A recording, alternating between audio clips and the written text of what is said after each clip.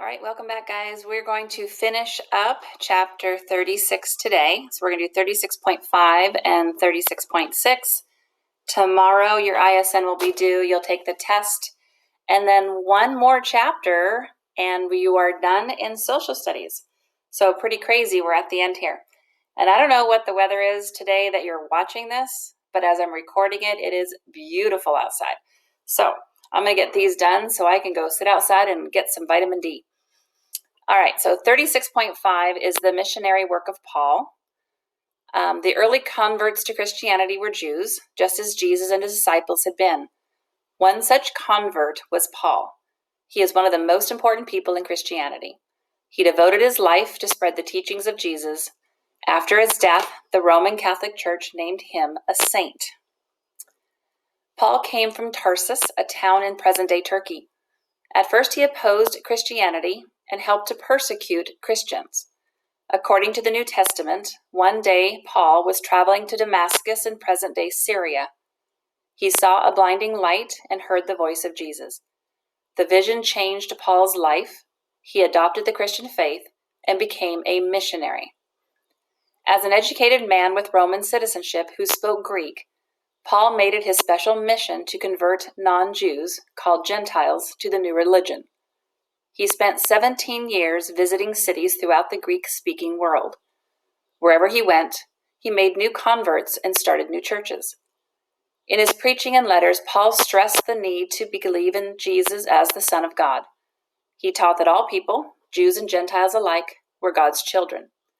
Jesus, he said, was the Christ, God's chosen one. He was a Messiah for everyone, not just his fellow Jews. Paul's journeys took him through much of the empire. He preached throughout Asia Minor, in Greece, and in Rome. Sometimes his visits caused riots when angry Jews protested what they considered blasphemous or unholy teaching. For a time, Paul was jailed in Rome, where he continued to write letters to other Christians. Tradition says that he was beheaded by the Romans in about 65 CE. By that time, the Romans were beginning to persecute Christian believers. And there is a plaque from the 12th century. Paul speaks with Jews and Gentiles.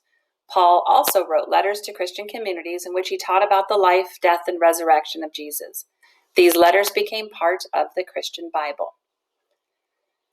Okay, and before we read the next section, go ahead and answer the two questions in section 36.5 in your ISN. What caused Paul to stop persecuting Christians and become a missionary? And how did Paul's work help to spread Christianity? So answer those two, pause if you need to, and then we're going to read the last section.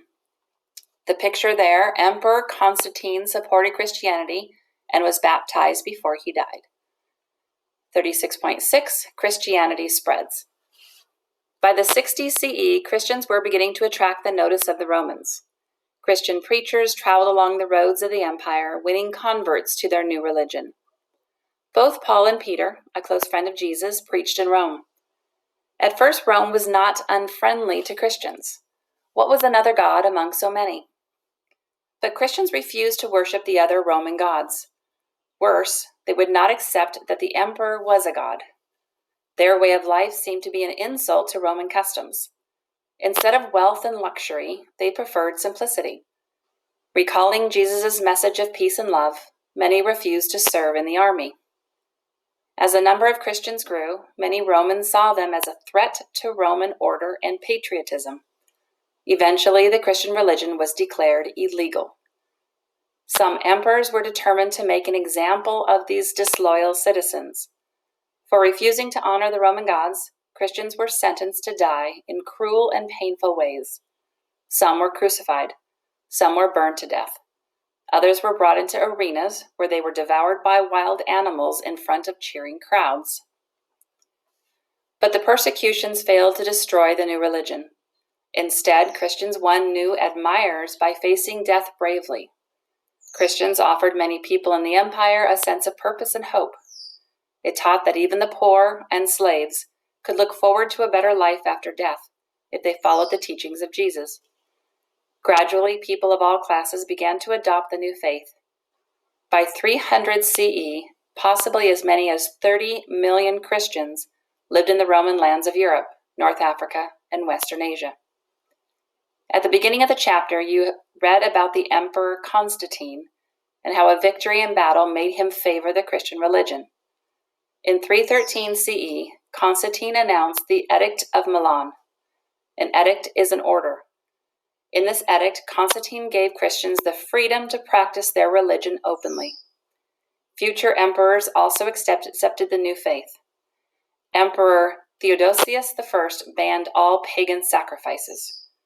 By 380, Christianity was the official religion of the Roman Empire. So you have a couple of questions for 36.6. Why were Christians considered a threat to Rome?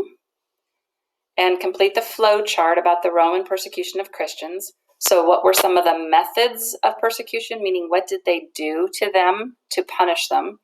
And what was the result of that? And then describe the role of Constantine, the Roman emperors who followed him in the spread of Christianity.